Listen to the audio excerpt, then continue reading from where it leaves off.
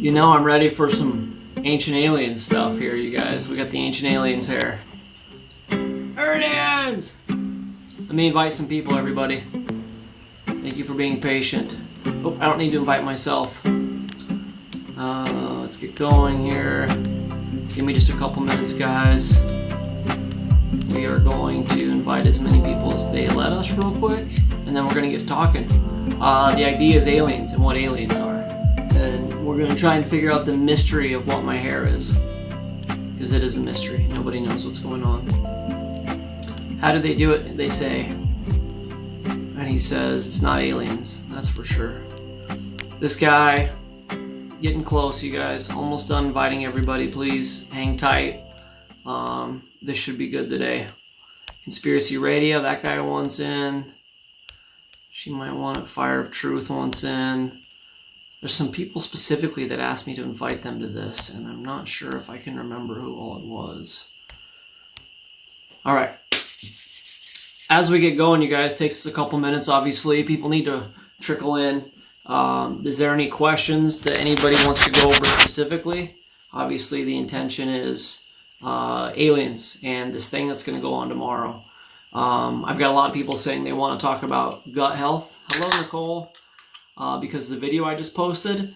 But, you know, I'm not a health guru. I'm just a guy struggling with some health things myself who questions the establishment, questions everything, and has come across some really interesting information that I'm hoping will help people. So cheers to that. But yeah, my idea of getting our health back has to do with some really interesting processes that not everybody's going to buy into. So yeah, if you want to talk about gut health, that's a possibility. But tonight it's about aliens, and we're going to go start to finish. Hello, Carissa. You guys want to know something cool about tonight? Yeah. Aliens! I got some Duncan. Where's Gus? He would appreciate Gus, or Gus would appreciate Gus. Brr, let's get going, mouth. Can you guys invite Gus? I can invite like 13 people total. I don't understand it.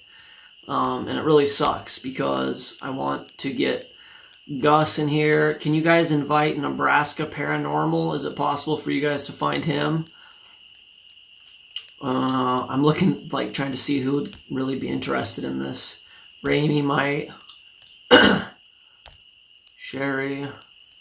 Couple more minutes here and then we'll get going, guys. A1Z. Alright. Yeah, no, I don't have hardcore health on here. Let's hope my voice holds up. Sometimes it gets weird. Yeah, that's it. Oh, I'll invite Jackery. Can't imagine him coming. Yeah, my hair dressed up. What's funny about that is that John Hire Larla Gord, whatever his name is, he said, "Are you doing your hair?" And I told him I was in makeup. And you saw me, I wasn't in makeup. I was just sitting next to you.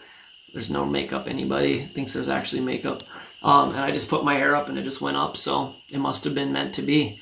What's that old saying? If you put your hair up and it stays up, it was yours, or you let it go and it comes back or something. Maybe it's not related to hair. I don't know. Gus, thanks, bro. I almost cut it last night, you guys. I mean, I've got a little bit of a receding hairline. I'm like, you know, placebo and trying to do what I can to take care of it. I have really thick hair, so it's not evident. And I kind of want to cut it because it's a whole thing. It's an absolute disaster. I mean, this is just a representation of it. And so, like, part of me wants to cut it, but now it's kind of like a brand thing. And, like, after the live last night, it takes me about an hour to wind down. I almost cut it off. I, like, had the clippers, and I was like, and I didn't do it. So, all right, guys. I'm really stalling today because in order for this to make sense, we have to start at the beginning. And I'm trying to get as many people in here as I can for this. The idea is, do you guys know that they're supposed to release, the government's supposed to release their report tomorrow on UAFs, unidentified aircraft flinging things? Yeah, it's your fault.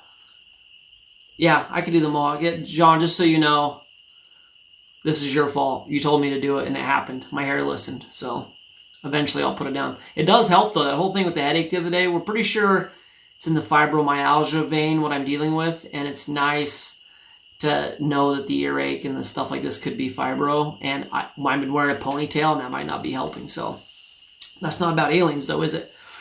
Yeah, it is. It is part of, but that's like a spoiler, right? What I want to do, so you guys know me, and the reason I say philosophy, theology, and conspiracy is that what I've always tried to do is the why. I'm an ENTP, and so what my brain does is it goes in, it gets information and all these disparate ideas and tries to put them together. And then also being manic and, whatever other things are going on here, I make ridiculous, correlations like any good conspiracy theorist would.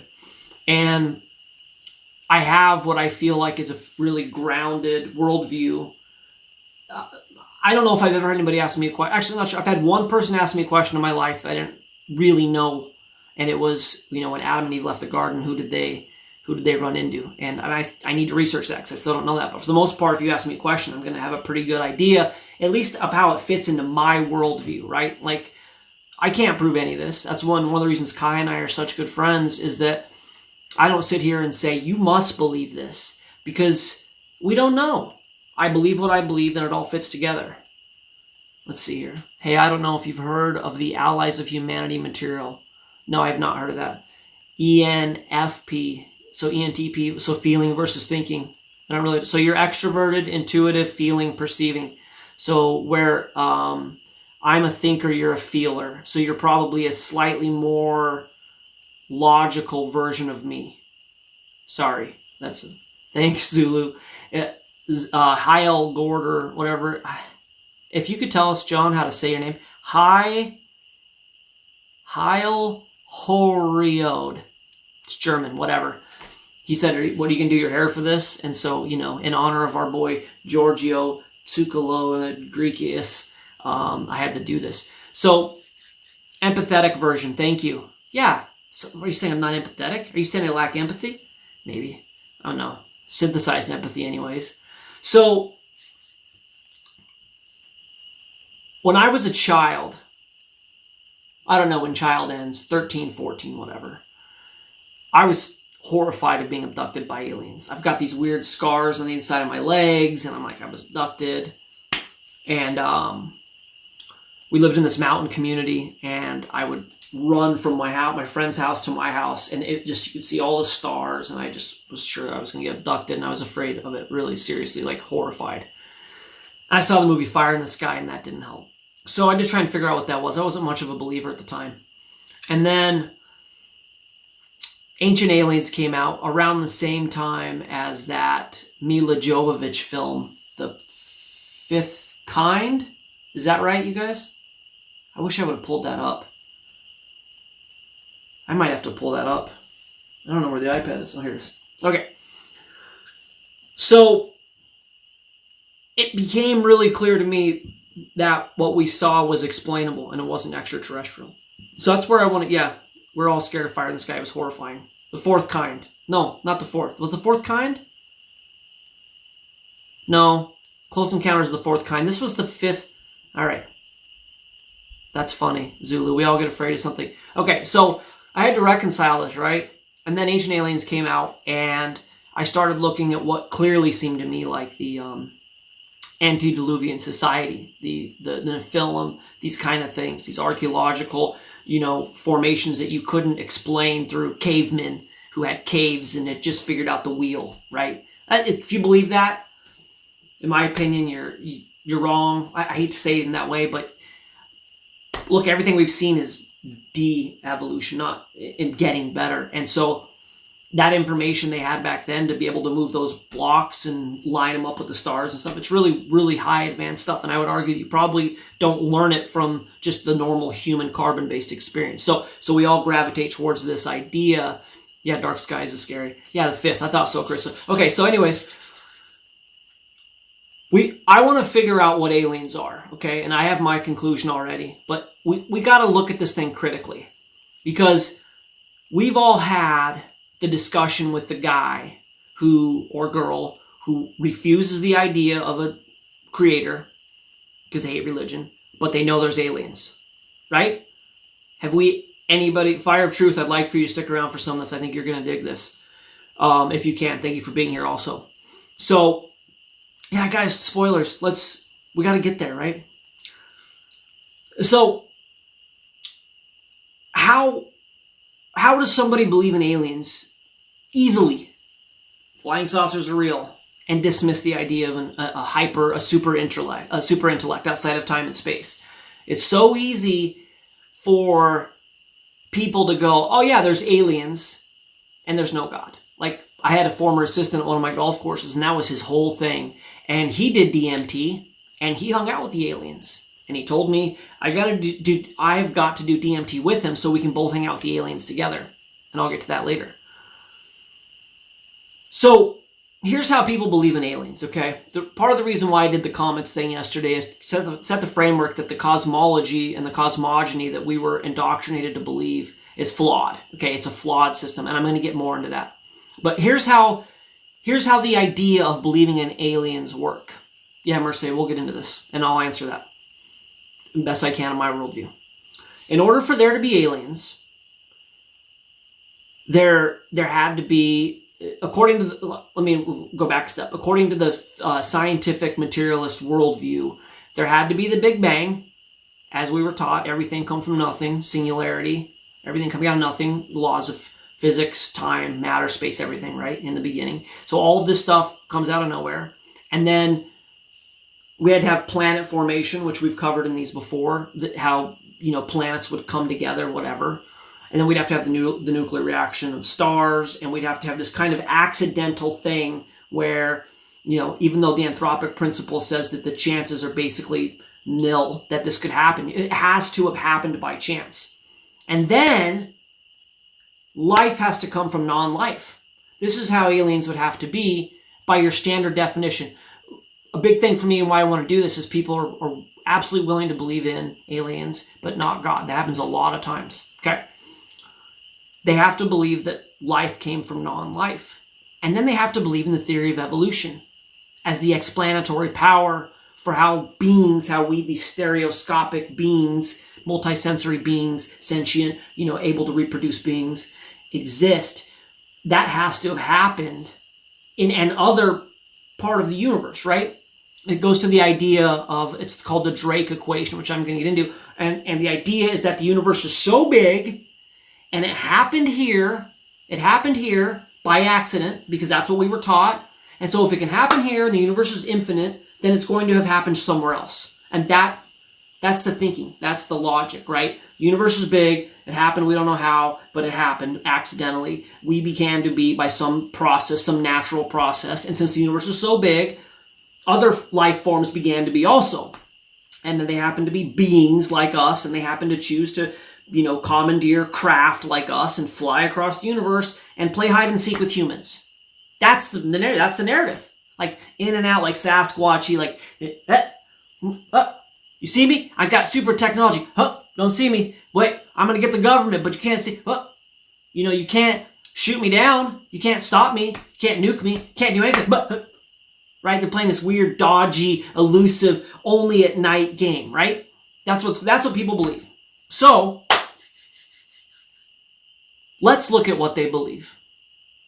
Yeah, exactly, Gus. It really does. Like, this is where this is going, is that there's three scenarios going here. Either there's no UFOs, which according to my backdrop, they're real. No, but in all seriousness, according to what they're going to tell you tomorrow, they're going to tell you they're real. That the government has been, it's like, how do you not trust the government, conspiracy theorist? Well, because we knew they were lying to us about UFOs for 50 years. We knew it. And now tomorrow we're going to be like, we were totally kidding. You guys believed us. You guys totally believed us for like 50 years, you stupid. That's what they're going to do tomorrow. That's what's going to happen tomorrow. They're going to come out tomorrow and they're going to go, bro, they were always real and we were lying to you. But we don't lie to you, right? That's what's going to happen tomorrow. So either there's no aliens, they're extraterrestrial, meaning they're from this terrestrial space. What did they call it in the thing yesterday? the planetary region of this solar system, or they're interdimensional.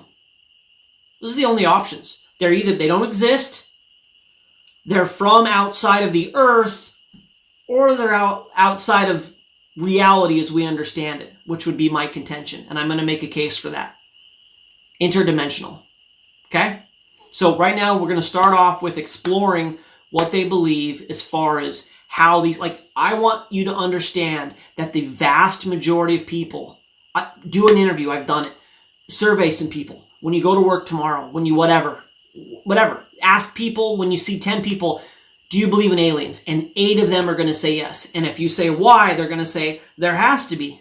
Law of averages, which pre-assumes that life comes out of non-life, which is a big thing that pisses me off. You guys know that.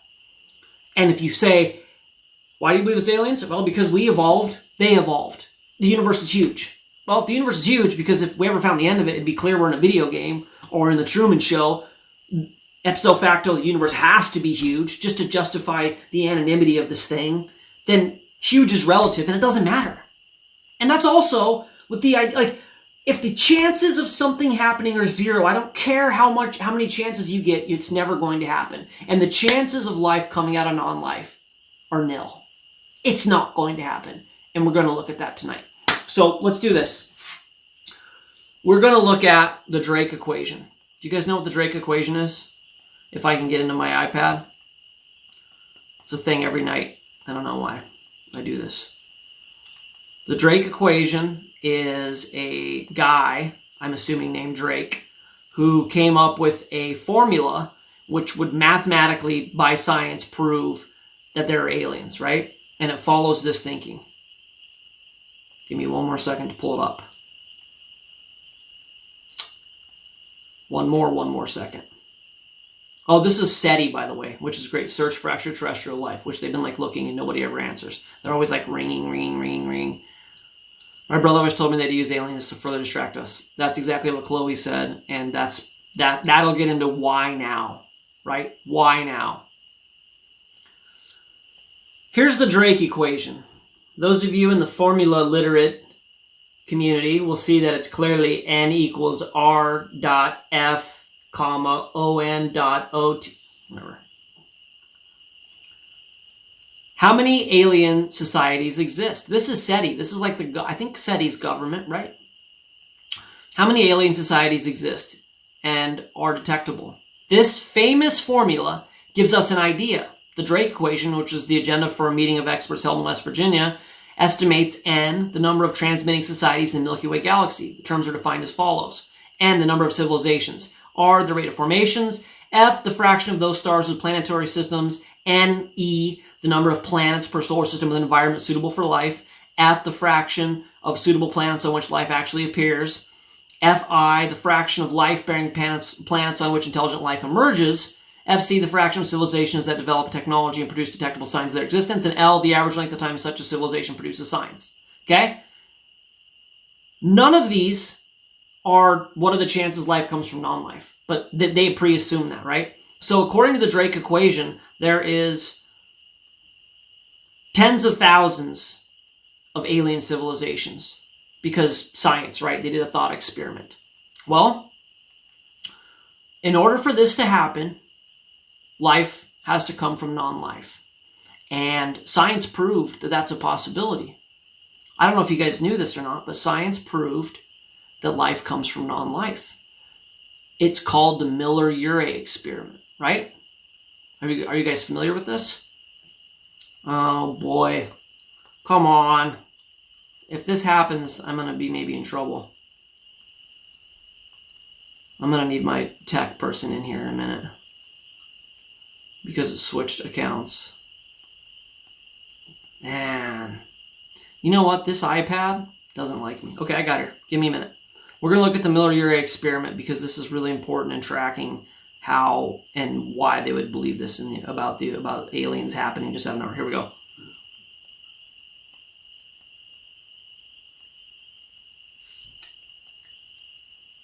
Where did life come from? You guys, this is a little bit longer than I normally do with this kind of thing, but I really want to cover this, okay? Stick with me. We're going to watch 2 to 5 minutes of it. Let me know if the volume is good. But this is what we need to understand people believe when they believe in aliens. Oh, by the way, this is PBS. This is designed for children, okay?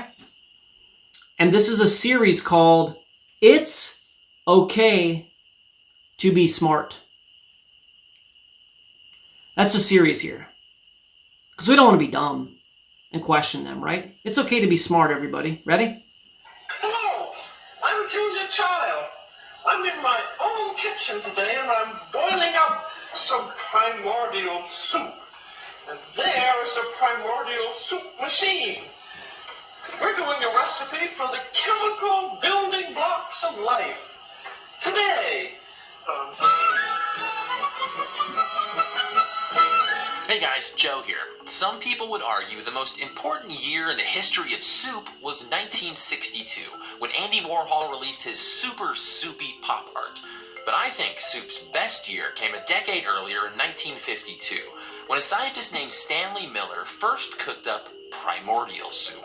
Miller's experiment took some simple chemicals like those found on early Earth, bubbled them up through a tube, zapped them with electricity, and after a few days, floating in this soup, he found amino acids, the building blocks of proteins and one of the essential ingredients for life.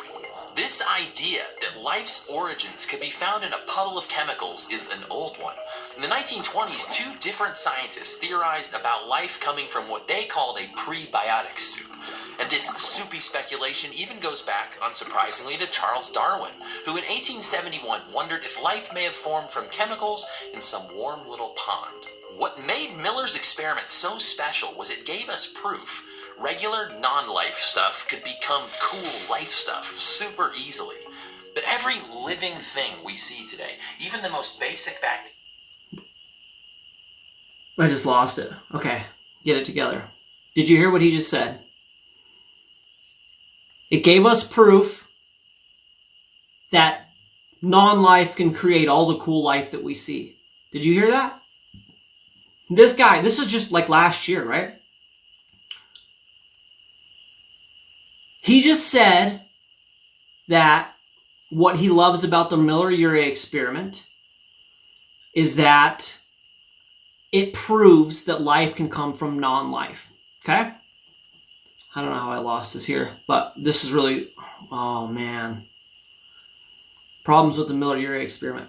Okay, here's some actual somewhat science. You ready? The Miller Ura Experiment proves that life can come from non-life. The single most important thing potentially you'll ever know about biology, about this reality, about the physical reality that we're in, is the idea that they believe that life can come from non-life. And they believe that it was proven with an experiment in the 1950s called the Miller Ura Experiment, okay?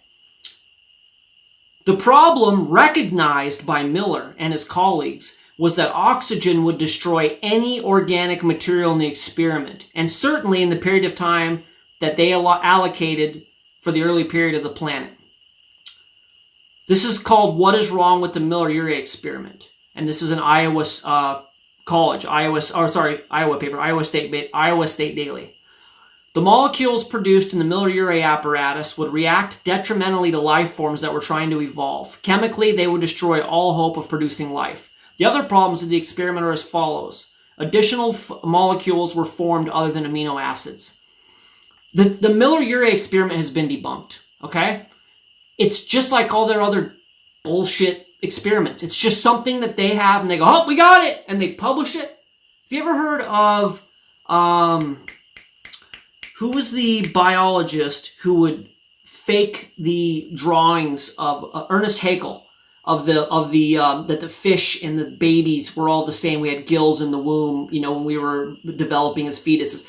It ended up being a total forgery, and he came out and he got tried by his college, and he was like, yeah, well, I was wrong, but I thought it made sense, and so I put it out there, and they taught it for like 100 years as science. They do this because once they put it out and their text is truth, then the people that need it to gravitate to prove their theory do, just like this guy, and they just tell you, yeah, that worked. And it doesn't work. And even if it were to have formed amino acids, which it didn't, and it didn't do successfully because of oxygen, it didn't form DNA. Okay? This is where I'm going with this. Even if it formed amino acids, it didn't form DNA, which is about what this guy was going to say. Suffer this just for another couple minutes, guys. This is important to get to. Oh no, my hair fell like a cake. All right. Bacteria is so complex, built of such intricate machinery, it's impossible to imagine they just popped into existence out of some soup. That's because they didn't. We're going to go on a journey in search of the origin of life, and along the way there will be a few forks in the road, maybe a couple speed bumps, and we're going to need help from a couple friends. We'll come to see that Miller's primordial soup isn't exactly how this story began. But the first question we should ask isn't how life started, it's when.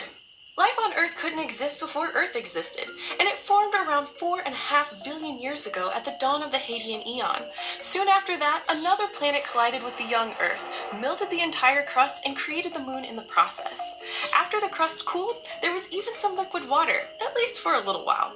Because for the next couple 100 million years, Earth was showered with hundreds of massive space rocks. The oceans boiled away, the crust melted again, and Earth was basically no place for life, until things settled down about 4 billion years ago at the dawn of the Archean Eon. Okay. This is the early... Can we take a break here? And how did you like that story? How did you like that Disney story, right? Brought to you by Disney and NASA. And the planet crashed into the Earth. Like, they have, like, in Doctor Who, like, they got in a telephone booth and they just go and they just saw this shit. They just watched this. You understand they're on the Earth with telescopes and microscopes, right? Do you guys understand that? These guys aren't wizards. They're on the Earth with telescopes and microscopes. And they just told you what happened for... Anybody want to tell me how you figured out the first 500,000 years of the Earth?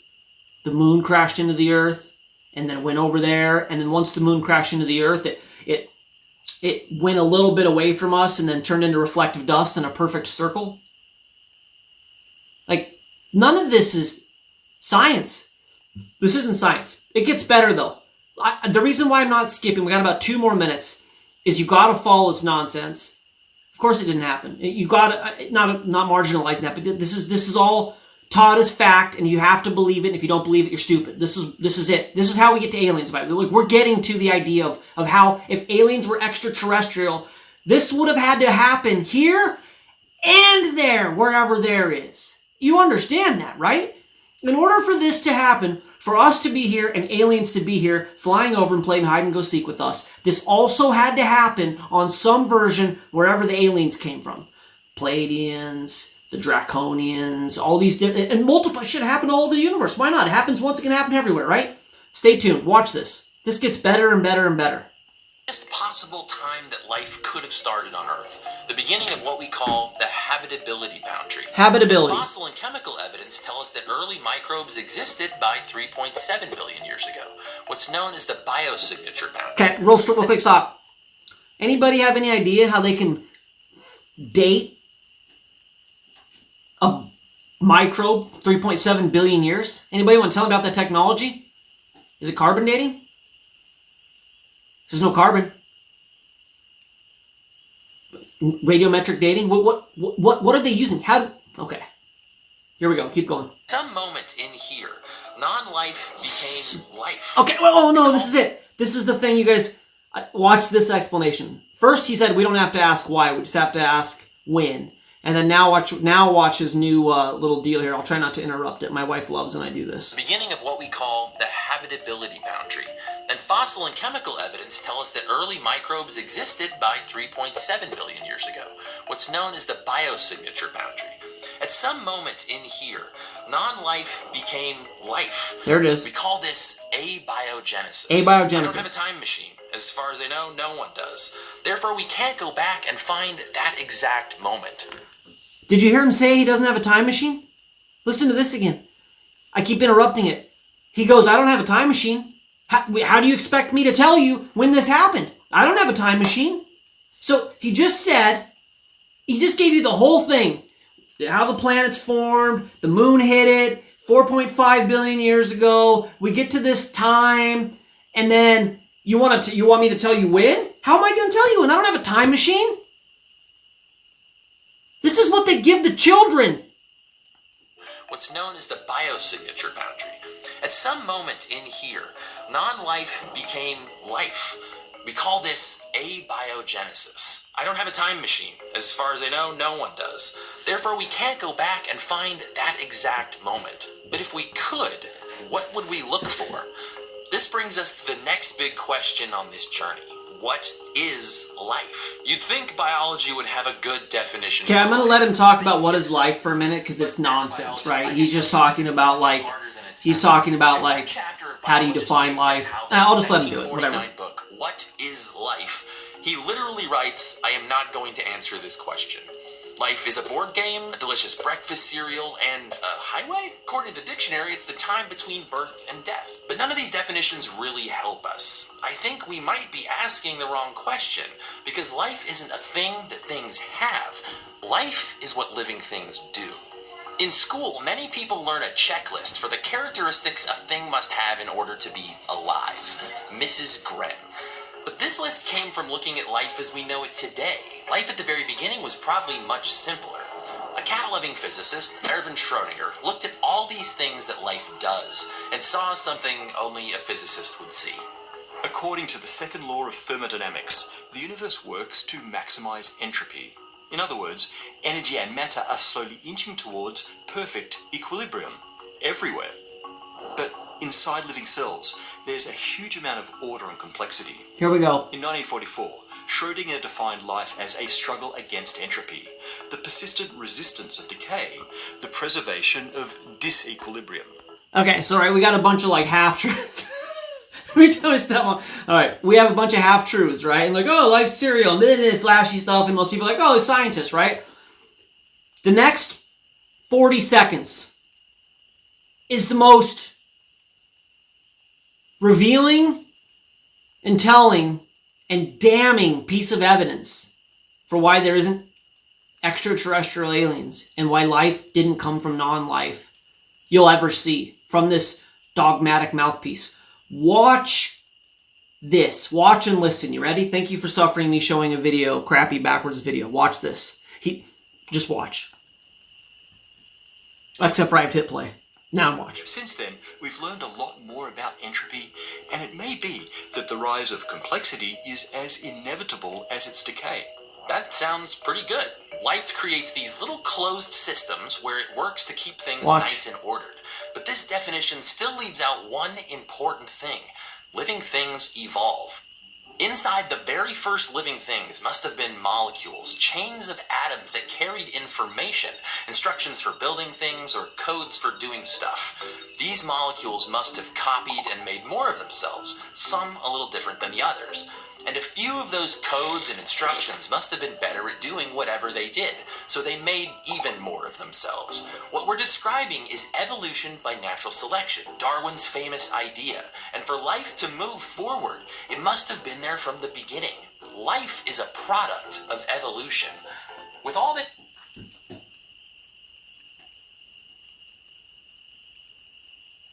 Look, you guys, if I go totally effing crazy, okay? It's not my fault. I can't do it. I'm fighting the world, trying to tell them that this doesn't work. This isn't science. Can anybody in this amazing class that we're in tell me the title of the video is Where Did Life Come From? Okay? You watched all 5 minutes of it, unedited. Where did life come from? Anybody? Where, according to this video, did life come from? We got the life cereal joke. We've got Schrodinger's cat. Like, straight up magician shit. Like, don't mind me. Look at the hot girl in the bunny suit. Right? The whole thing. And then he goes, Miller Ura Experiment, which is debunked, doesn't work. And then he even says, well, I mean, the Miller Ura Experiment is like kind of what happened, but it's not even really what happened. We got to go down a winding road with a bunch of forks in it, right? That's what he says. And then he goes, blah, blah, blah, what is life? Nobody knows what life is. And then he goes, then there was life. And it shows the ones and zeros, the DNA. There was life. And life started copying itself. It must have been able to copy itself. And what you're seeing here is evolution. You are seeing evolution Because life had to happen because evolution happened. Like, evolution happened, therefore life happened. This is, you guys, this is it. By the way, this is once again a series called It's Okay to Be Smart, designed to teach children why there's no God and how life came from non-life. The video is titled, Where Did Life Come From? Listen. Living things evolve. Inside the very first living things must have been molecules, chains of atoms that carried information, instructions for building things or codes for doing stuff. These molecules must have copied and made more of themselves, some a little different than the others. And a few of those codes... It's information. I said that in my video. It's information. Go sit in your yard for all of eternity and watch The Rock. And tell me when it reads you a headline. Tell me when it goes, hey, I've got a plan. Here's a plan set. Let's build some shit. Here, building it. The rock. Lightning can hit the rock, and it's never going to come up with information that's going to copy it. And then listen to what he says here. And instructions must have been better at doing whatever they did, so they made even more of themselves. What we're describing is evolution by natural selection, Darwin's famous idea. Yeah, that's it. If you believe in the theory of evolution, he just described to you what you believe. Life showed up somehow with information and started naturally selecting it, and that's it. And listen. And for life to move forward, it must have been there from the beginning. Life is a... What the fuck does that mean? What does that mean? For life to have evolved, it must have been there from the beginning. Of when?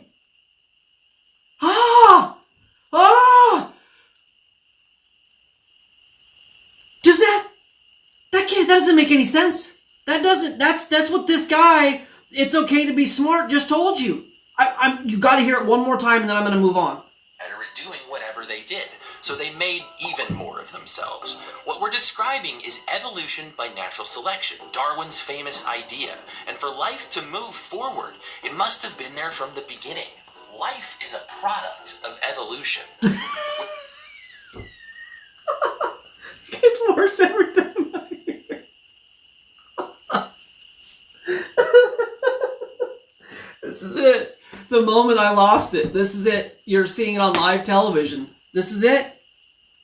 It's gone. I don't live in this world.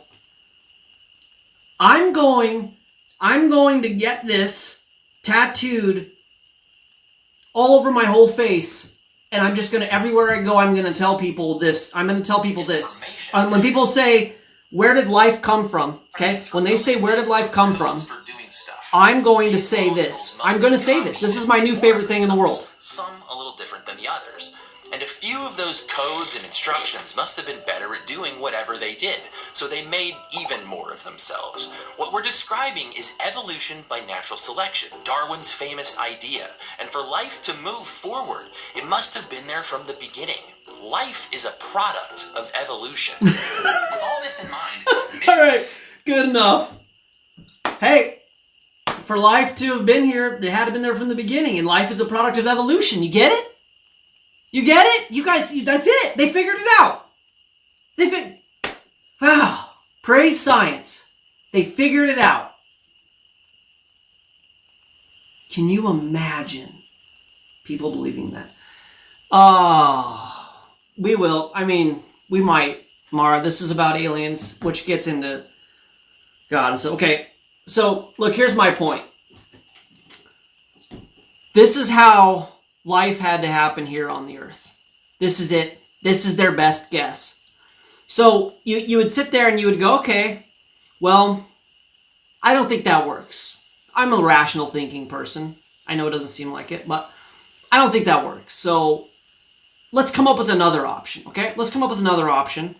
And in this option, it's going to be Richard Dawkins speaking with Ben Stein. Give me a second to find it in the movie Expelled. Professor Dawkins seemed so convinced that God doesn't exist that I wondered if he would be willing to put a number on it. Okay, let me just go forward just a little bit. This is where Dawkins says... Evolution. It could come about in the following way. Okay, this is important. So you have no idea how it started? No. nor has anybody. Nor has anyone else. What do you think is the possibility that intelligent design might turn out to be the answer to some issues in genetics or in evolution? It could come about in the following way. It could be that at some earlier time, somewhere in the universe, a civilization evolved by probably some kind of Darwinian means to a very, very high level of technology and designed a form of life that they seeded onto perhaps this planet. Now, that is a possibility and an intriguing possibility. And I suppose it's possible that you might find evidence for that if you look at the... Okay, so I don't know if you guys know who Richard Dawkins is, but he is the God-hating... I actually have a meme. They call him the God Destroyer. And he's the most God-hating, wicked man that just tries to damage all the children and strip them of their faith. And the guy, he asked him, how did life happen? He goes, I don't know. At least he was, I don't know. And Ben Stein, Jewish guy, goes, what if it was intelligent design? And he goes, I mean, it could be intelligent design, but it won't be God.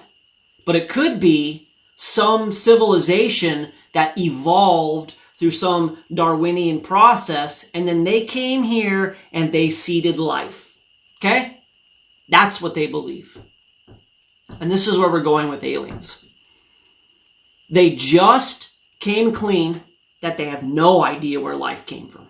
None. Zero. Abiogenesis makes no sense. It makes no sense that everything came from nothing in the first place. At one point, science, when what I say is that philosophic materialism, scientific materialism, the Big Bang Theory, Neo-Darwinian evolution, all of these kind of things are dead.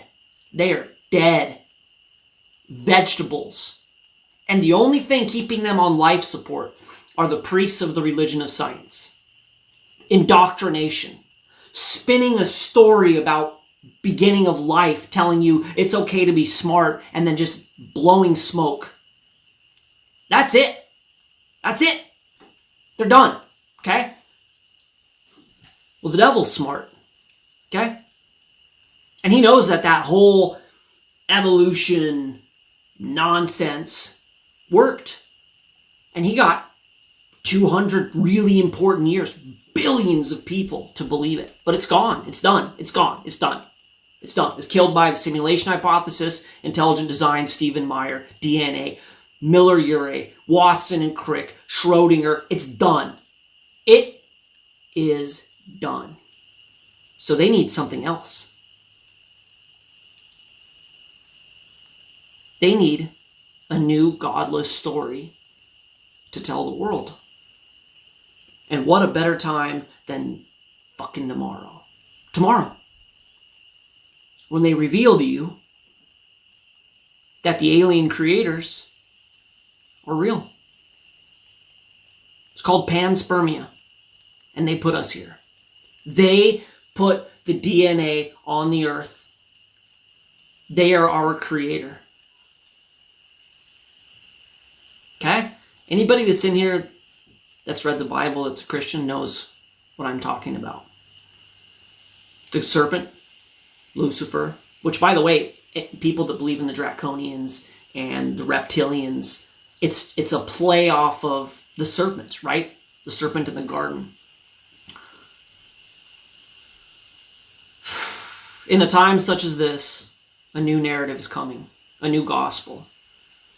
And it's a gospel, gospel is the wrong word. It's a tradition, it's a mythos that's going to be updated for today's time. And it's been being prepared for a long time.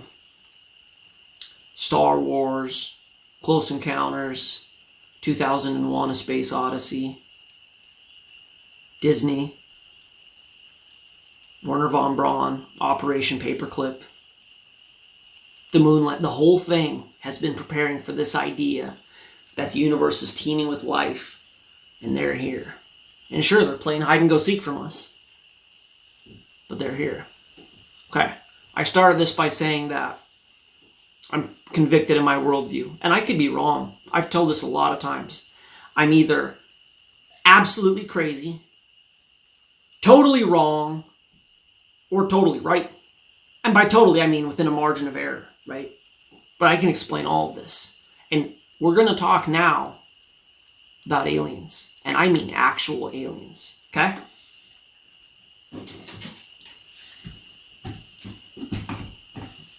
I'm going to the Bible. Because if you guys haven't read this book, it's got aliens in it, right? 3,500 years ago. All kind of aliens. I'm going to read from a book that's possibly the oldest book in the entirety of the Bible, and not many people know this. The book of Job potentially predates Genesis. This story might predate Moses, okay? Thank you for your work, God. Again, there was a day when the sons of God, that's an important thing for us to really latch on to. Who are these characters, the sons of God? They're not humans. They came to present themselves before the Lord. And Satan came also among them to present himself before the Lord. You guys ever heard any of this wildness? There's God, the sons of God, Job. This is Star Wars. No, the sons of God and Satan. Sorry, I misspoke there.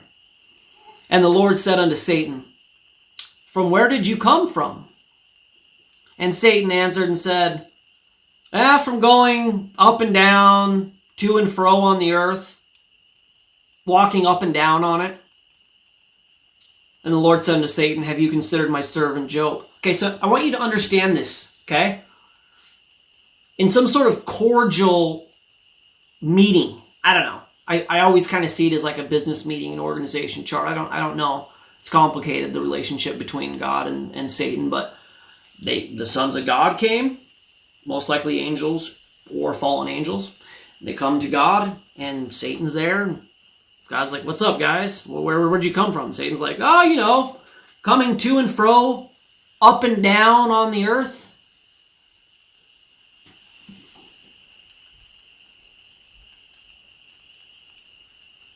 Aliens aren't extraterrestrial, okay? They're not. Life doesn't come from non-life, and then it doesn't evolve into figures with 2 arms and 2 legs and 2 eyes and 2 ears and a digestive tract and reproductive organs and consciousness that affects reality. If you believe this, you believe a lie, and I'm sorry. It's not your fault, okay? You were lied to. You were a little trusting child, and you trusted people, and they lied to you. If you believe this, what I just said, you were lied to. And the reason why you believe aliens is because it's an extension of the lie that you were taught. And according to this idea that life shoots out of nowhere, there's life somewhere else. Okay? That's not what's going on with this. Now,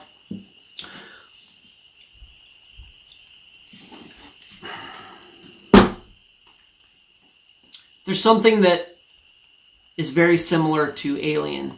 Let's talk about what aliens do.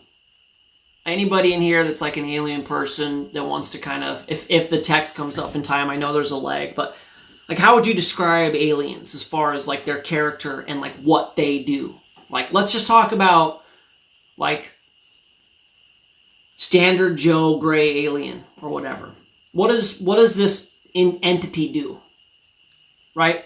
Elusive, flies around, mostly at night, takes you when you're sleeping, out of your house, does sexual stuff to you, tortures you, right? Does that sound like a thing that aliens do? How many people are really excited about aliens showing up? Some people are. I've heard there's good aliens, whatever. I don't know. I mean, that's easily explainable in the idea that there's either a spectrum of angels or there's some that appear to try to be good, to try and get you to believe their thing, their gospel. This is something that has plagued man since before Roswell. And it's an entity known as an incubus. Okay? Remember the band Incubus? Demonic character. Let me read you an incubus, okay? An incubus is a demon in male form who, according to mythological and legendary traditions, lies upon sleeping women in order to engage in sexual activity with them. Its female counterpart is a succubus. Salacious tales of incubi and succubi have been told for many centuries in traditional societies. It says in this book, they asked Jesus when he was going to return, and he said, as it was in the days of Noah. Well, if you've also read the biblical account, in the days of Noah, the sons of God, the fallen angels, were mingling with the women. They were having sex with women. It never says if it's consensual. It says that they liked how they looked, and they started having sex with them, and they made a hybridization program. That was such an aberration, an abhorrence to God, that he wiped out humanity. Only time this has ever happened. Man always screws up. Man's always screwing up. It's what we do. And God knows this, and he gives us an exception, like any good dad would, like bumpers in a bowling lane. You can go here, you can go there. When we cross this one, and we start hybridizing ourselves sexually, genetically, he wipes it out. Okay? It's entirely possible that the reason the flood came is because the sons of man and Satan, who were going back and forth, to and fro on the earth, and probably some nuts and bolts craft, probably acting like gods and being worshipped by the people who were like, oh, like they're going to be tomorrow. Holy cow. They're more than us, whatever. So God wiped him out. And then, in a little town called Sodom, God wiped them out. And the story is so bizarre, I should have pulled it up. In Sodom and Gomorrah, angels came down, I think to Lot's house. And the town people were so wildly sexually gone. I'm sure they were having sex with everything they could. They saw angels going to Lot's house, and they came to Lot's house, and they smashed on the door. And they said, send the angels out, because we want to have sex with them. And Lot goes, you guys, seriously, this is that bumper. Don't. And he tries to give them his virgin daughters to satiate this whatever, this mass of just flesh domination, sexual obsession, whatever this was. And they said, no, bring us the angels. And God wiped them out. Right? Done. God does that. So when Jesus said, as it was in the days of Noah, well, when this disclosure comes tomorrow, and they want to start some sort of hybridization thing, or they're here, or they're our saviors, whatever, we're in big trouble. And the timing, you guys, the timing. I'm 43, and I've known about UFOs since I was 3 or 4 years old. I'm like, oh, those are things. Like, I didn't see them particularly, but I saw that, and I go, oh, the government. I was like, I'm sure I was 7 years old, and I knew that UFOs were probably real, and the government was lying to you. And so for 35 years, they've been feeding me a line, and tomorrow they're going to come out and go, ways out. Does that make you know that I'm from, like, West Denver? Ways out. We knew the whole time. And they're here. And they made us. And they're our saviors. And it's all good. Evolution's true. The Bible's a fairy tale. And you know what? They're going to probably come and have sex with you and, like, your kids and stuff, but it's cool. Because it's like they're good, bad, whatever. You guys know Katy Perry? She's a doll, right? Anybody know Katy Perry? Her little sweet ditties that she makes. This is a song called E.T. by Katy Perry. I wish I was more formal. Catherine Perry. Extraterrestrial. Performed by the Voice of Reasons. You are so hypnotizing. Could you be the devil? Could you be an angel? Your touch, magnetizing. Feels like I am floating. Leaves my body glowing. They say, be afraid. You're not like the others. Futuristic lover, different DNA. They don't understand you. You're from a whole nother world. That's what it says here. A different dimension. You open my eyes and I'm ready to go. Lead me to the light. Kiss me, Infect me with your loving. Fill me with your poison. Take me, I want to be your victim, ready for abduction. Boy, you're an alien, your touch so foreign, it's supernatural, extraterrestrial. You're so supersonic, want to feel your powers. Stun me with your laser. Your kiss is cosmic, every move is magic. You're from a whole nother world, a different dimension. You open my eyes, and I'm ready to go. Okay? Lead me to the light. Little girls are singing this. Like when I was a kid, Ozzy Osbourne used to bite the head off of bats, and everybody was like, he's satanic. And Motley Crue like had leather jackets. This is satanic. To kill that mosquito, sorry. This is satanic. This is real satanic. This is a woman getting little girls to sing an invitation for an interdimensional lover to impregnate them with their poison.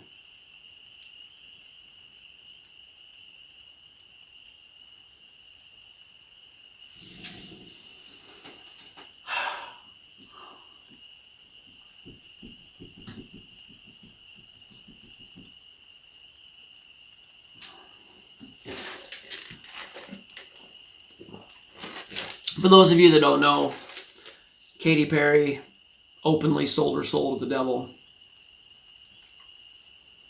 She was raised in a Christian family, probably with a sexually abusive father. I postulate, I don't know, I'm not trying to judge. And she wanted to be a Christian rock and roll lady, like Michael Smith or whatever. I'm trying to find her saying she sold her soul. Give me a second, see if I can find it through this Apple. I hate this Apple thing. I need to buy a non-Apple tablet or something. We're just trying to keep our overhead low. Oh man, it's just you can't find it anymore. That's a bummer. It used to be in there something you could find. Well, whatever. Dance with the Devil. I mean, we know her. I mean, that's the all-seeing eye in her mouth. Whatever. It doesn't matter. Look. Life doesn't come from non-life. The universe didn't come from nothing. And aliens aren't extraterrestrial. And tomorrow, out of all the times in the world, I'm 43, I've been studying this for 30 years, 25 years, I've seen this, we've all seen this, you guys. On June 1st, 2021, they're going to tell us that aliens are real. And of all of the ironies, did you know that this was part of the coronavirus bill? I didn't know when I was doing my research for this thing tonight. Trump, who might be the Antichrist, I'm like opening my eyes to that idea. I don't know. I don't want to say that. I mean, if so, even the elect would be deceived, right? But Trump for the coronavirus bill. Let's throw in there, we're going to reveal aliens. Shut down all the businesses. Everybody's got to wear a mask. Everybody's got to get a vaccine. We're going to send everybody universal basic income and aliens. Thanks, Trump. So tomorrow it's going to happen, okay? And things are going to get weird. I mean, it's possible. Yeah, it's something's going on, you guys. We have a really strong group in here. Thank you everybody for coming. Thank you for doing this with me. I appreciate it. Time is short, and we gotta keep doing this. It's really wild, but between Nicole and Carissa and Gus and Kai and CPT and Chloe, I'm not trying to excommunicate anybody, but we keep getting the same information at the same time. I can't even put it together. But this new information stream is this, Trump potentially being there, and he suffers a wound, and everybody's about him, and he had peace in Israel. Chloe knows this, that do you remember, Chloe, when we were going to Bangor, and I saw the newspaper that Trump had struck a deal for peace in Israel, and I bought the paper. It's only a newspaper I bought in 20 years, and I read it. I read it, just stunned. And this was before a lot of this happened. So, you know, I don't know, but I've got an interview on Monday with a lady, Shelley. She's doing some content about the mark of the beast being the VACCINE, and I basically said, no, you have to consent, and she's got some pretty good points. I don't know if it is, but it might be. I mean, the way that things are going, we got aliens, mark of the beast, the Antichrist. I mean, is anybody going to be surprised? So let's make sure that we're doing this. Let's get together. Let's share best practices. Let's be sensitive to the information. When I had Chloe get my background, I didn't want it to be the alien with the light. And I just almost said, let's get the lights. Let's, whatever. That's just kind of gimmicky, but let's keep receiving information from God, and let's keep seeing what's going on, because we're the guerrilla soldiers in the information war. All right, guys. Yeah, I know. The Luciferians, that's real easy. I'm going to catch up on some of this. Tonight my text is scrolling, so I'm not behind any of this. But yeah, my buddy out in Denver, my former bandmate, he said he was going to get his kids vaccinated so they could go to school, and I went off. I fucking went off. Excuse my language. I've known him for 25 years, and I rebuked him, and I said, you hear me? You do not do that to your children so they can go to public school. They can't get it. It doesn't stop you from transmitting it. Their children, you're going to rewrite their DNA to comply with the system, and don't do it. And I told him about the Luciferians. I said, look up SM-102, and he did. And he goes, oh, SM-102. And he goes, oh, Lucifer. He goes, really? Really? They put, like, I bet you guys are loving that. And I'm like, I don't love that. Choose another thing. And he goes, Luciferians, it means light. What does Katy Perry say? Bring it to the light. Like, this is Lucifer that is the light bringer. Like, yeah. And I just can't believe this is happening, you guys. I can't believe it's happening. I hope that by the grace of God that he pushes it back enough. I really would love to see my son's children, and I'm really believing God that that's a possibility. But, you know, maybe we can all be together in heaven or something, God willing. I don't know. All right, guys, let's see here. I'm going to catch up a little bit. Oh, actually, before I catch up on some of this, let me see if I have notes, you guys. This is getting really official, this show. Look at this. Can anybody read a single word on any of that? And did I look at it once? No. I'm wasting my time by doing that. In case I ever get lost. That's why I have it. Yeah, we didn't get into Ancient Aliens a whole lot. My hair fell, and I lost interest. Ancient Aliens was awesome when it came out, because it was at least some version of information that we weren't getting from the more, or it's okay to be smart or whatever. You know, it was like, oh, cool, they had super advanced technology, and like, that was cool, and it is cool. It's really cool stuff, but it was fallen angels. Tiwanaku and Puma Pumka and all that stuff. Pre-flood civilization. We talked about that a little bit. Yeah, I think we covered most of it. God is good. I'm going to answer a couple questions. I'm probably trying to get out of here for tonight. Anybody have any questions about what we covered? Any major objections or questions?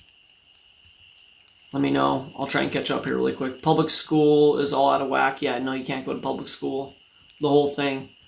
People can't connect the dots. Yeah, Knox. It's you know, let me encourage you with something that I'm trying to adopt, this spirit of grace. These people, I had a guy today. What did he say?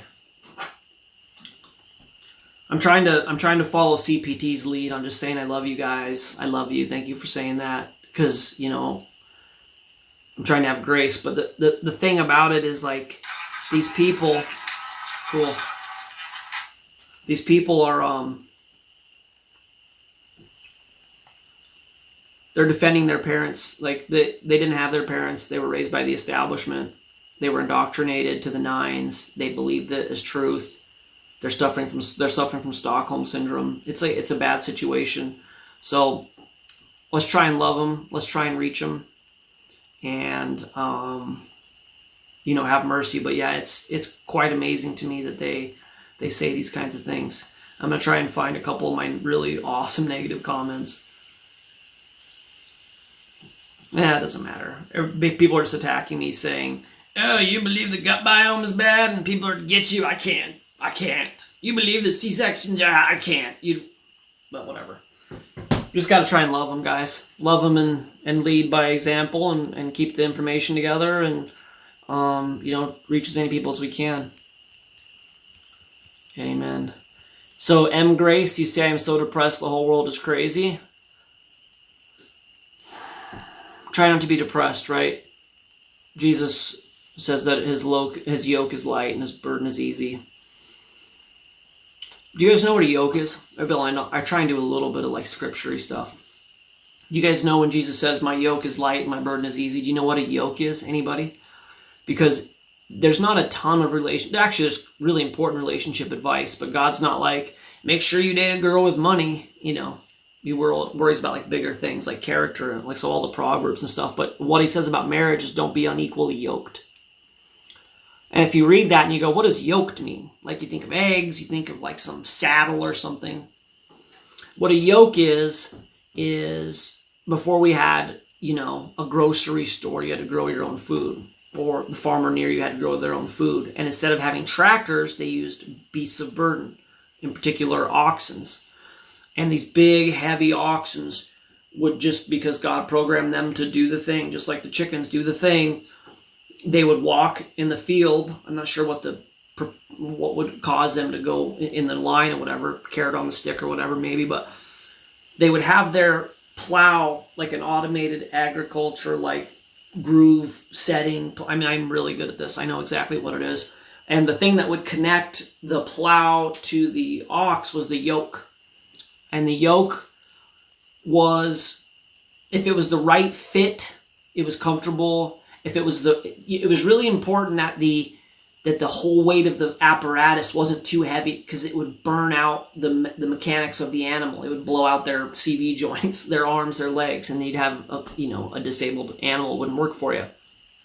And if it was too light, it wouldn't drag the ground. It was too easy for them. They wouldn't form enough muscle or something. It was really important that you had the right weight yoke for the right strength oxen.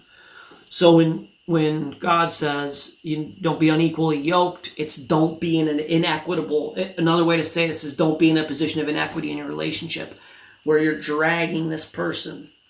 Or, because if you're dragging the person, you're bringing them down, the other person's feeding off it. It's not sustainable. And I see that a lot with like Christians and non-Christians being married. And it's, there's always a chance you can save them. Obviously, you help show them God, whatever. But it's also like an alcoholic and a non-alcoholic. And like a workaholic and a non-workaholic. Like you want to make sure that you're philosophically compatible and there's equity. And so when Jesus said that my burden or my yoke is light and my burden is easy, or I might be reversing those. The idea is that he doesn't put a heavy yoke on you that you can't carry. It's light. It's an easy day at work. And that's because he's a good God. So if you're depressed, take it to the cross, right? I'm not this religious of a person. I don't know what's happening to me, but just, God is good. Take solace in that the Bible is accurate and that we know the end of the story and God wins. Thank you, guys. Cesarean thing, yeah. I have a hard time not getting really angry with the ignorance. Yeah, we can't be angry, guys. We gotta be the light, right? Yeah, of course you know what the yoke is, Zulu. I should have probably had you on. When are you gonna be on? People need to talk with you. 2 C-sections. Yeah, if anybody has to go through a C-section, we don't get into this too much, but Chloe was pre-eclamptic, and the most amazing thing I've ever seen when she had our son, and one of the reasons I didn't want to have another one is because, I didn't want her to have it claim her, obviously, and so we decided not to, but I get it. There's times you have to do it, but if you look at my thread, that video is really doing well right now. God is good, but there's people that are scheduling a C-section because of a birthday party and vacation. They didn't want to, they want to keep their everything intact and whatever. It's not my body. I do believe in a woman's choice. As a family, you make that decision. But what I said in there to a couple people is just as long as you're informed, right? If the doctor says you can do this, But just know that these are the potential ramifications. You know, you could have this and this and this and this. It could be a problem. It could be fine. And they're like, hey, I'm willing to take the risk. Like, I'm all about risk reward. Like, even if you wanted to get VACCI and to the 9s with your kids. I mean, obviously, I don't agree with that. But if you want to, as long as the doctors say, here's the actual science. People die. People get really sick. People have terrible reactions. Measles isn't a thing. Just like, let's be transparent. Risk reward. And I'm about free will. I'm not going to tell you what to do. I almost said don't get the you know what, but it just the medical establishment severely lacks transparency. And you know, I'm planning to make the why video. I said how and why, and I've made the how and now the C-section video, but the why, it's just you guys have seen me rant about it for an hour and a half. I can't do it in a minute in a cogent way, but we know why they're doing this, and it's because they need a sustainable customer base, and they need sick people that are just well enough to go to work. Hardcore health knows all about that. So if you can function well enough to plow the field, and you're sick enough that you're dependent on them, then they win. And so why not push people to get a C-section, right? Think about it. It's cheaper. It's less overhead for you to accomplish. You make more money, it takes less time, you take the guesswork out of it, and you have a future customer for the rest of their lives. Or, you know, not that it's always going to happen, but you have the potentiality. So yeah, they're going to keep doing it. The only way we get anywhere is by withdrawing consent. People think there's a political answer to this. Why don't you run for council and get the fucking fluoride out of the water if you think there's a political answer? Because that's never going to work. People are so concerned with conforming and being respected by their peers that they would never entertain the idea, because a conspiracy theorist once said that fluoride was bad for you. So if you make it to the top level, first off, you wouldn't. You go, oh yeah, hey guys, what if we stop paying to put this poison in our water? Somebody's gonna go, what are you, conspiracy theorist? You don't trust the science? What, do you not understand science? And you're done. So everybody's gonna go, yeah, rubble. That's what they do. That's why the country was, in theory, started as a republic, because mob rule is just means the person with the most persuasive and loudest voice is going to always win. You're not going to do it. I mean, we'd have to have the majority of us in there. That's not going to happen because we're not psychopaths. So we don't want that. So what do? Filter your water. What do? Try and do a home birth if you can. I got a buddy who had 2 babies through home birth, and amazing story, and it worked out really well. There's a bunch of people on here. One of my ladies that follows me does like coaching for, and I follow her. I don't mean to say it like that. Like one of my friends, I guess you say. She coaches home birth. There's ways to do it, but I couldn't do it. I mean, and we even knew it, and we went and did it at a hospital, but we had a really good experience. But we were able to control the whole thing, which was nice. But yeah, it's scary because like you can't do a home birth, right? Like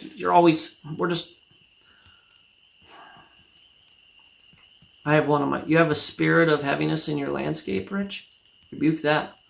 Horses must be, horses. I may have gotten some of that wrong. I mean, a lot of my information is anecdotal, and it's accurate enough, hopefully, but a lot of times I mix up, like, if it was a horse or an ox, or if the yoke is the saddle, or the cart is whatever. But I should close. And I thought of you when I was saying the yoke thing. We just pray for you, sister. Have God guide you. And, I don't know. That's something good, you guys share best practices. Who am I? Or the plow would not dig deeply enough. Yeah, that's kind of what I was thinking, Zulu. But there was a problem if it didn't dig deeply enough. Like, I thought there was a problem for the animal, too. I'm going to go down. It's 50 messages. I'm sorry, guys. I'm going to catch back up here. I was born at home. Yep. So I was born at home. That's why I don't have kids at home. Let gravity help with the birth. Yeah. So here's the good news is, and then hopefully I'll wrap up here. As long as we're allowed to have this free flow of information, we really have the potentiality of changing all of our courses. Like, we had to go to the authority. We had to go to the authorities in whatever the institution was.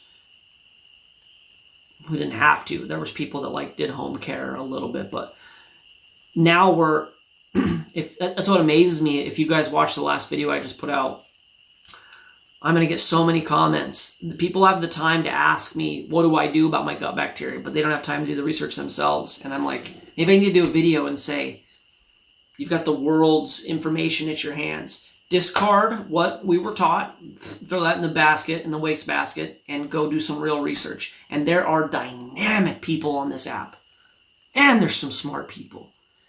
And they know, they've done the research, and they're young, and they're out-of-the-box thinkers, and they're changing things. They're changing things. So if God gave us 25 years, we might be able to reverse this thing a little bit, but I don't think that's the case. And I think that the fact that we do have access to information and could reverse things shows how short time potentially is, because the Bible doesn't say that, and they all with one accord rose up and squashed the beast system. That's not what it says happens.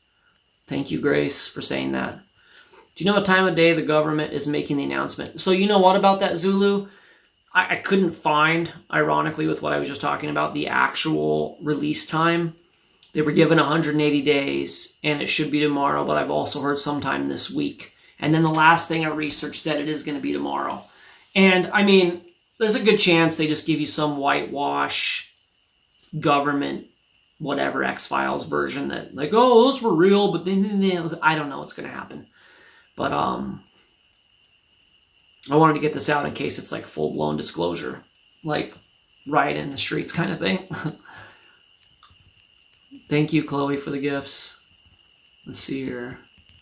Thank you, Chloe. Yeah, the pull of gravity thing is really interesting.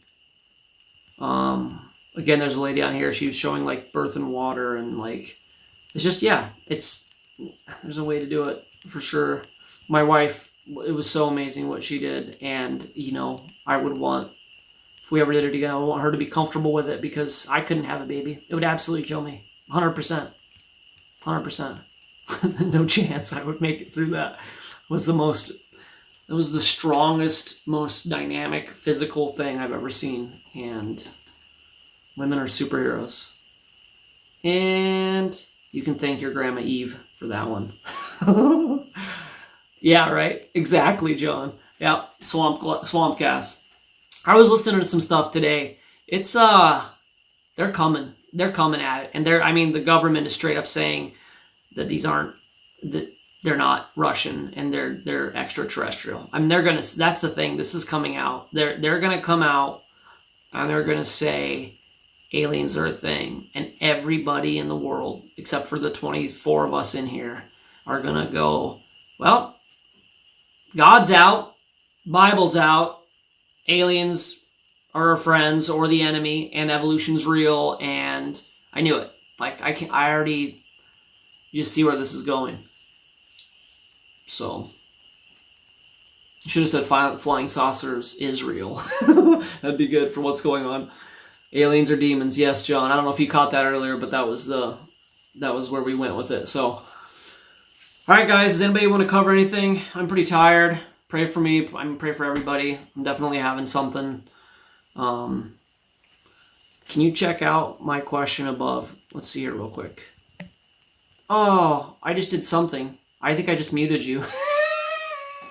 Never say that again, Gus. Check out my question above. Cool. I want a good hard question. Let's see here. Shouldn't say good hard question. Let's see here. Where is it? Going up. Let gravity help? That's not a question, my friend. Let's see here. How far up? What about those dolphin birth things? What about them, Gus? That's probably not the question, is it? I don't see it. Oh, Noah's a conspiracy theorist. That's great, Nicole. Oh, absolutely. Can you imagine Noah out there every day, 400 years old or whatever, building his boat in the middle of a place that never even seen rain, maybe? Love it. Like, hey, building this thing, it's bad. God's judging. They're like, right. Noah, help us. Hopefully you can ask the question again. Yeah. Thank you. Good night, Grace. Gus, I can't see your question, buddy. If you can copy it and bring it back down here or re-ask it, it's 10:20. That's about closing time. All animal births are painless. Interesting.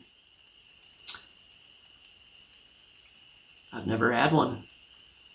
I don't know. Could be.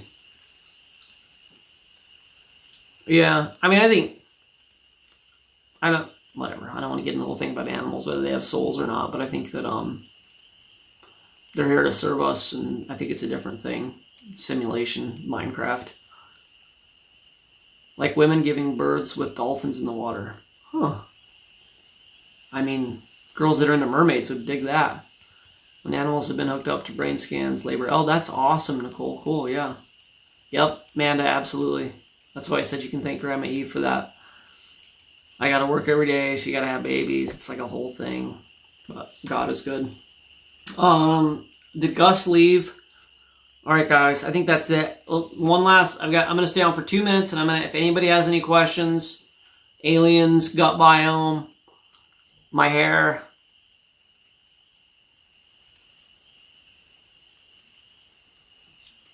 Bugs in Maine.